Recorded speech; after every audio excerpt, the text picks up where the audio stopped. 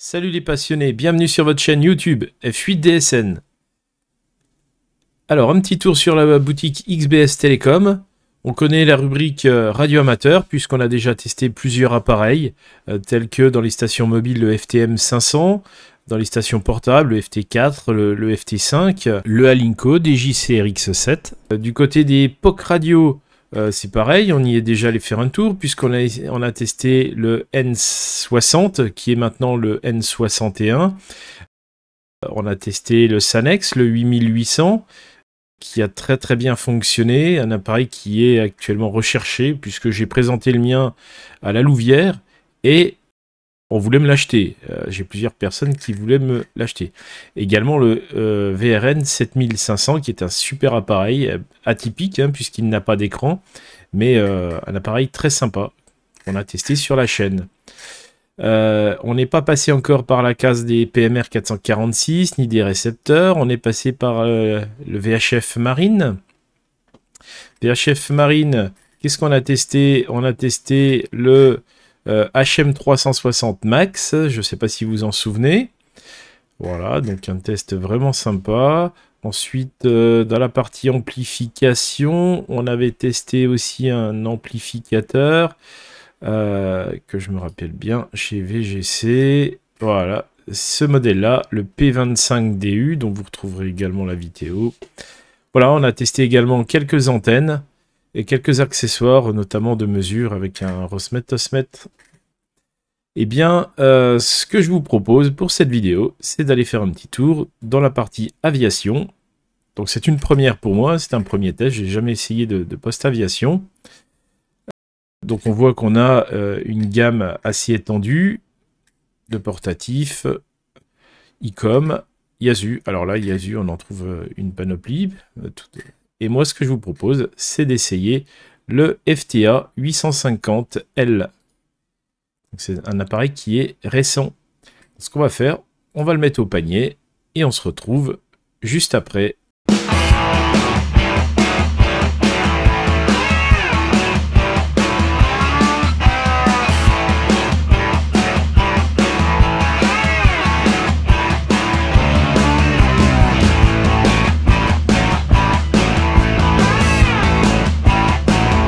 On commencera par un unboxing pour découvrir le contenu de la boîte du FTA 850L, suivi des caractéristiques, du tour des fonctionnalités, d'une phase d'écoute de la bande aviation et de mon évaluation. Bien entendu, n'étant pas autorisé à trafiquer en émission sur cette bande, à aucun moment je testerai la partie transmission. Colis bien reçu, toujours rien à redire de ce côté, rapide et protégé. Bien, en ouvrant la boîte, vous trouverez en premier la carte des limites de garantie, un mini CD comportant le manuel d'utilisation. Bon, ça se met où ce genre de choses? Je n'ai plus de lecteur CD, moi. Pas d'inquiétude, si vous l'avez acheté chez XBS, dans votre espace client, vous trouverez le manuel dans plusieurs langues, en PDF, et même le soft de programmation.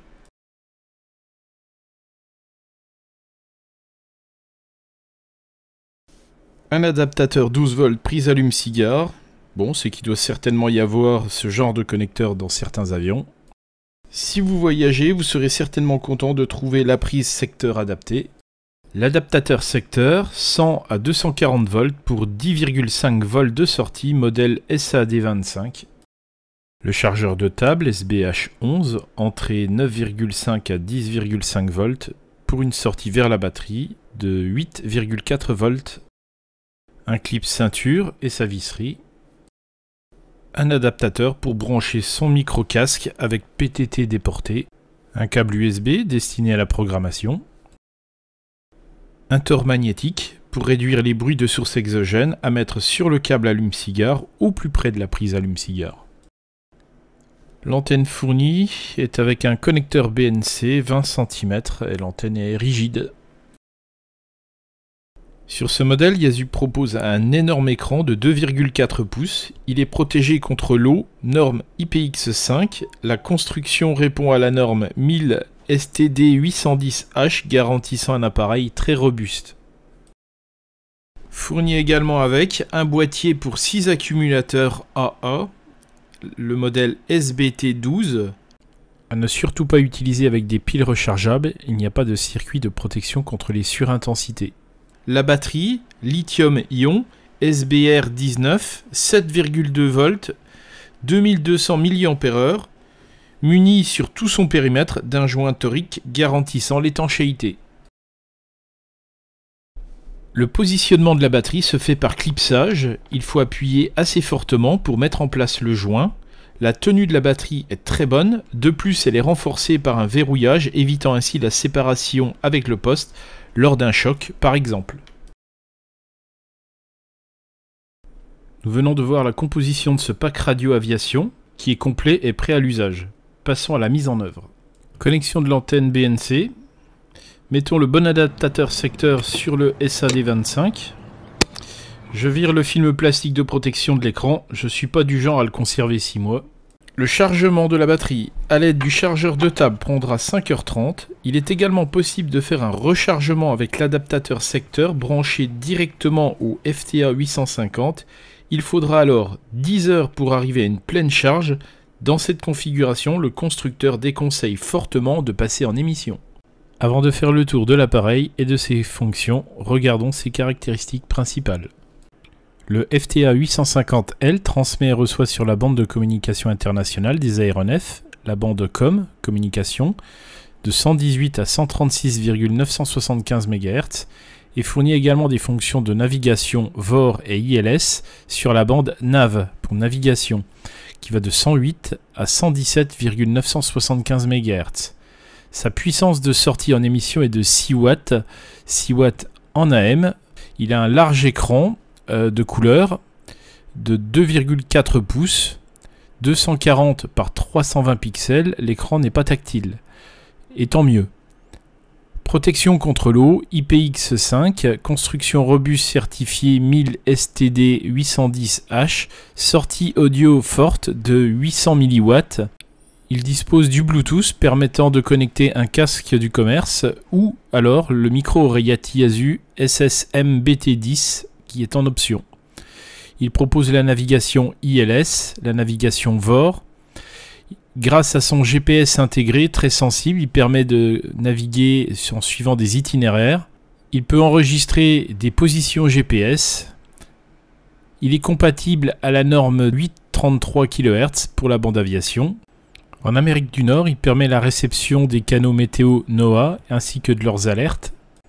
400 canaux mémoire possibles avec 14 caractères alphanumériques. Programmable via soft, logiciel PC YCE46. Bénéficie de la fonction de suppression de bruit pour la transmission mais aussi pour l'audio.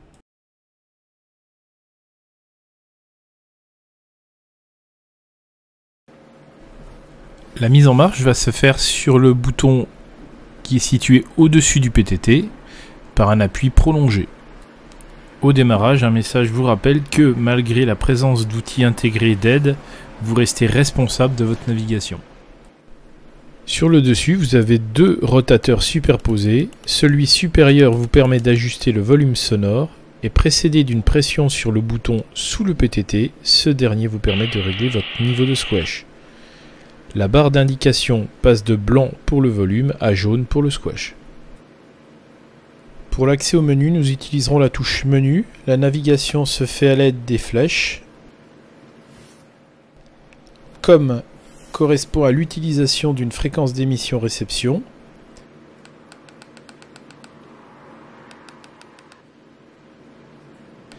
DD a une double veille de fréquence. Les flèches permettent de basculer d'une fréquence à l'autre. Il est possible à l'aide du clavier d'entrer directement une fréquence. Pour revenir dans le menu général, un appui sur menu, la touche Back permet de revenir à l'écran précédent. Memory pour passer et utiliser le mode mémoire. La mémoire utilisée est au-dessus. En dessous, c'est la liste. 004 ici, FRQ, est le nom de la mémoire attribuée par défaut, mais il est possible de la personnaliser avec 14 caractères alphanumériques.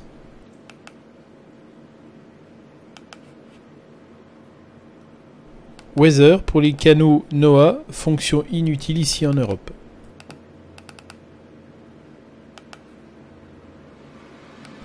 compas pour contrôler votre cap et vitesse sur le fond.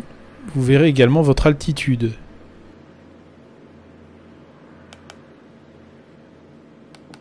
Navi est la fonction de navigation. Elle s'affiche sur l'écran du compas. Elle permet de vérifier d'un seul coup d'œil la direction de votre destination. Timer pour utiliser un chronomètre ou alors un compte à rebours. Setup pour le paramétrage de l'appareil.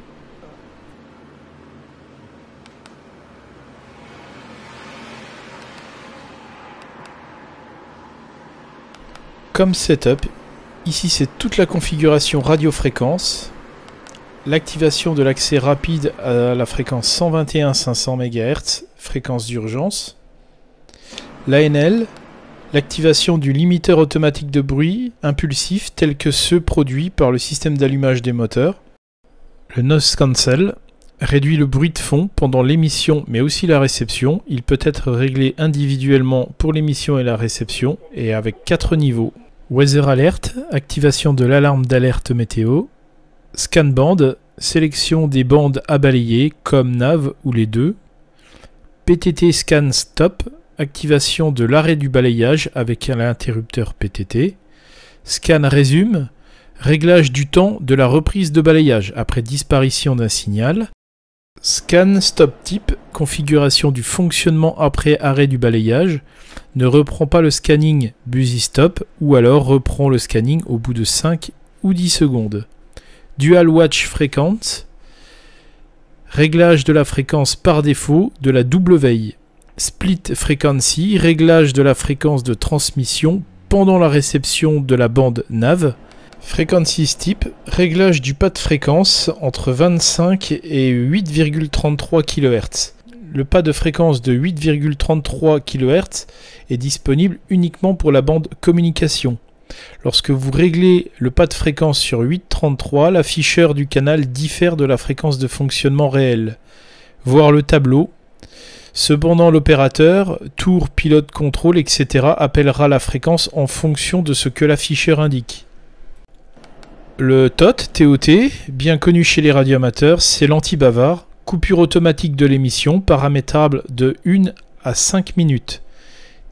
Mic Select, sélection entre le micro interne et un micro externe. Side Tone, activation de la force de monitoring, c'est-à-dire le retour de votre voix dans le casque audio. Ne pas utiliser avec le microphone optionnel SSM20A, risque de l'arsène. Petite astuce, il est possible pendant la transmission de modifier la valeur en tournant le bouton dial.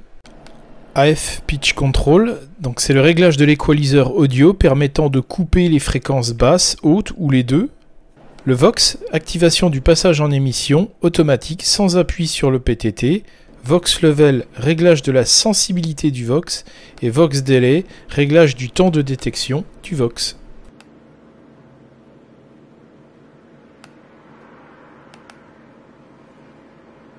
Dans GPS Setup, on trouve l'activation ou pas du GPS, l'affichage des coordonnées et altitude, statut des GPS, réglage de l'économiseur d'énergie GPS interne, réglage du format des coordonnées, du fuseau horaire, du décalage horaire, du format de l'heure, des unités de mesure et bien d'autres choses encore.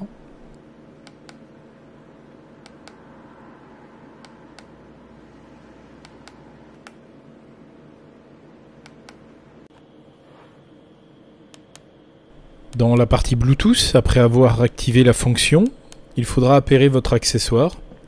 Disposant d'un micro-oreillette Yaesu SSMBT10 que j'utilise habituellement avec mon FT5D, je vais en profiter pour l'appairer. Après être resté longtemps appuyé sur le PTT du micro-oreillette, j'ai lancé la recherche sur le FTA850. Voilà, il l'a trouvé. Il n'y a plus qu'à valider, entrer, connecter. Voilà, c'est appairé. Connecté. C'est très facile. Dans la partie config, Dimer règle le niveau de luminosité de l'écran.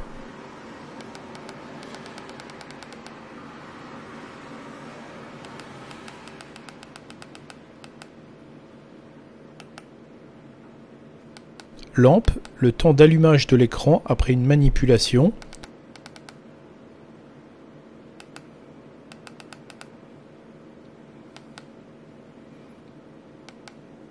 K-Bip, activation et niveau de bip sonore.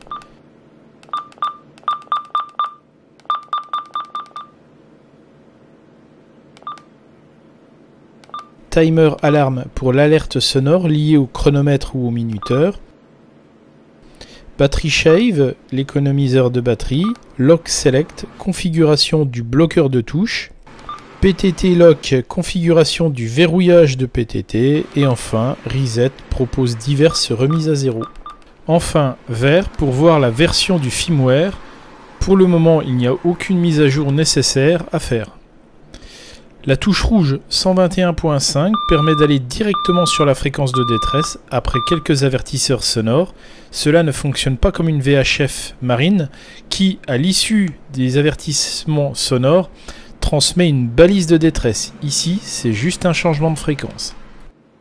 La touche fonction maintenant. Selon dans le mode où l'on se trouve, les choix seront différents. Les éléments grisés ne sont pas disponibles. Ici, l'élément 2, Scan, permet un balayage de fréquences. Fonction disponible en mode COM ou en mode mémoire. La touche Shave, quant à elle, en mode COM, permet la mise en mémoire des fréquences.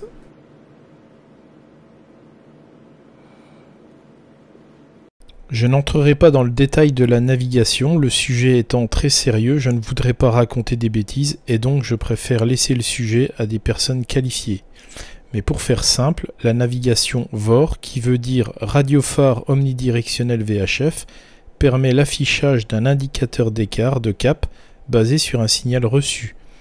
Quant à la navigation ILS, pour système d'atterrissage aux instruments, l'écran affichera également l'indicateur d'écart de cap sur la base du signal du radiophare d'alignement de piste et ou du signal d'alignement de descente. Encore quelques informations intéressantes, sa consommation de courant, alimentation coupée est de 300 microampères, 125 mA en réception avec économiseur de batterie activé, 160 mA en réception sans économiseur, 300 mA en réception squash ouvert, c'est-à-dire avec un signal entrant, et 1,1 A en émission. Température d'utilisation de -10 à 60 degrés. Ces dimensions vont de 60 par 132 par 34 mm, poids 395 grammes, GPS 66 canaux, temps d'acquisition 1 minute à froid, 5 secondes à chaud, Bluetooth 2 dBm de puissance, version 4.2, classe 2. Bien, avant de passer à mon évaluation, je vous propose quelques réceptions faites sur une antenne, la X700 Diamond, qui n'est pas optimisée pour ces fréquences.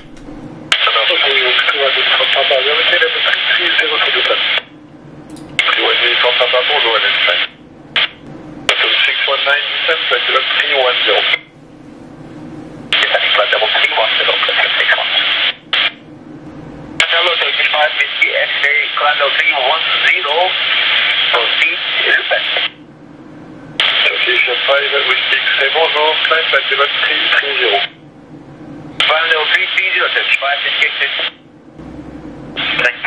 89 Yankee pour c'est quoi? Allez-y. C'est possible de négocier avec les Belges pour un deal négocie? Je vous laisse voir ça avec eux. 125 décimal 0. Au revoir. 105 0, 89 Yankee, merci. Oui, le 3-1 Uniform Papa avec Delta Sierra 523. Hi, Delta Sierra 523, take over the 3-1 Papa. Delta Noise, contact radar 133 decimal 405, right? 3405, good control, merci, India, demande.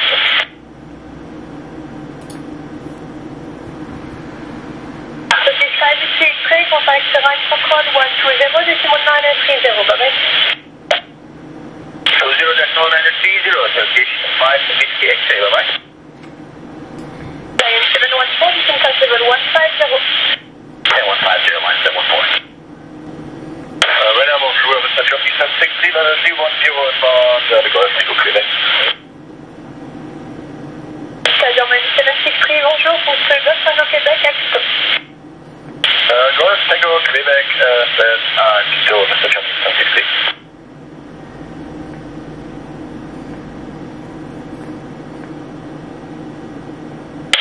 Entrée bonjour, platoon 606, flight level 410, eastbound protocol. Platoon 606, bonjour, direct Vega. Direct Vega, platoon 606. Bonjour, Lufthansa 520, level 3 container. Lufthansa 520, bonjour, direct Viva, confirme l'objectif de la zone. Lufthansa 520, encore to Duval and requesting level 3 container. Lufthansa 520, sorry, you were broken, can you say again the level 1? Consider requesting level 3 6 Copy, get back. Right now, good day, just picture 750, level 3 6 goes to Quebec. État de 607, bonjour, direct Akito. Direct 67, just picture 7. 714, contact Strasbourg, 134575, go back. 34575, flying 714. Lufthansa 520, place à 360, direct Amodo. Lufthansa 520, planning a 360 and on course to Amado, confirm. Lufthansa 520, FM direct Amodo, Alpha Mike, Oscar, Delta, Oscar. Lufthansa 520, on course to Amado, thank you. Lufthansa 628, direct to Delta Index Kilo, and the football, at level 300. Secteur de 623 Juliette, bonjour, identified, Flight 340. Planning Flight level 340, Lufthansa 628 Juliette. Hello, Leon, 70 Lima Mike, level 140, inbound, call, with you back. China 70 Lima Mike, bonjour, Flight 240. Level 240, 70 Lima Mike. Express 71 Golf, descending flight level 310. Express 71 Golf, bonjour, identified, direct to Bravo Lima Mike. Bravo Lima Mike, Express 71 Golf. Ce que vous avez entendu n'est pas la représentation fidèle de ce que moi j'ai entendu en local. En effet, l'audio est déformé par le micro de la caméra. Et les récepteurs de mon FTM 500 ou TMD 710 ne reçoivent pas 75% des communications que vous avez entendues. Mon évaluation maintenant, donc on va commencer par les points positifs. Il est simple à prendre en main, facile à utiliser, menu hyper intuitif. C'est une évidence, hein, le pilote doit être concentré à d'autres tâches essentielles que celle d'utiliser la radio. Le boîtier très robuste, on a dans la main un appareil professionnel sans aucun doute. Un large écran couleur très lisible, écran non tactile, c'est à la mode en ce moment, mais c'est pas ce que je préfère. Bonne autonomie si on active l'économiseur de batterie et que l'on désactive le GPS, le Bluetooth, qu'on désactive également l'éclairage écran. Excellente qualité du récepteur, excellente qualité audio, meilleure que mes appareils radio amateurs qui peuvent écouter cette bande aviation. La double veille, le connecteur antenne BNC, ça aussi c'est top, je préfère ça au SMA. Il est à la norme IPX5, protégé contre l'eau projetée et la poussière, et à la norme 1000 STD 810, qui veut dire norme militaire standard 810. Cette norme militaire est une norme de test environnemental élaborée et utilisée par le département de la défense des États-Unis pour tester et évaluer la résistance des équipements militaires à des conditions environnementales difficiles. Cette norme de test est divisée en plusieurs chapitres qui détaillent les tests environnementaux. Les tests proposés dans la norme 1000 STD 810 sont conçus pour simuler les conditions environnementales les plus courantes et les plus extrêmes auxquelles les équipements peuvent être exposés. Par exemple, des tests à haute température, des tests à basse température, des tests de vibration, de choc, d'altitude, des tests face au sable et à la poussière, des tests face à l'eau, face également au brouillard salin, face au rayonnement solaire et face aux explosions. Les produits bénéficiant de cette norme sont donc réputés ultra résistants, ultra robustes. C'est aussi un critère de choix pour des professionnels exigeants. Et maintenant, les points qui pourraient être améliorés pour atteindre la perfection. L'autonomie de la batterie qui baisse rapidement si toutes les options sont activées. Prévoir impérativement une alimentation extérieure si vous devez naviguer. L'absence de signal maître, c'est mon côté écouteur car totalement inutile pour son but premier qui est de voler. Maintenant que j'ai goûté au rechargement par USB-C avec d'autres appareils, je regrette son absence dans ce cas-là. C'est pour moi encore une belle expérience d'avoir pu découvrir et vous faire découvrir ce Yaesu FTA 850L. Je ne vole pas, mais de par sa facilité d'utilisation et ses fonctions, il sera sans aucun doute une aide au vol. Côté écouteur, il apportera une autre dimension aux passionnés de la bande aviation, notamment grâce à une excellente réception. Maintenant, pour les activités à drap sec, a-t-il une utilité s'il ne dispose pas de S-mètre pour la recherche de balises de détresse sur 121.5 ? Seuls les spécialistes pourront répondre à cette question éventuellement en commentaire. Dans tous les cas d'utilisation, une antenne extérieure et adaptée à la bande aviation donnera des résultats bien meilleurs que l'antenne fournie avec. Je vous propose un tuto pour sa programmation via PC à l'aide du software YCE46 prochainement. Et nous voici à 2 kg d'abonnés. Je vous suis très reconnaissant pour votre soutien. Je vous dis à très vite pour d'autres présentations. 73.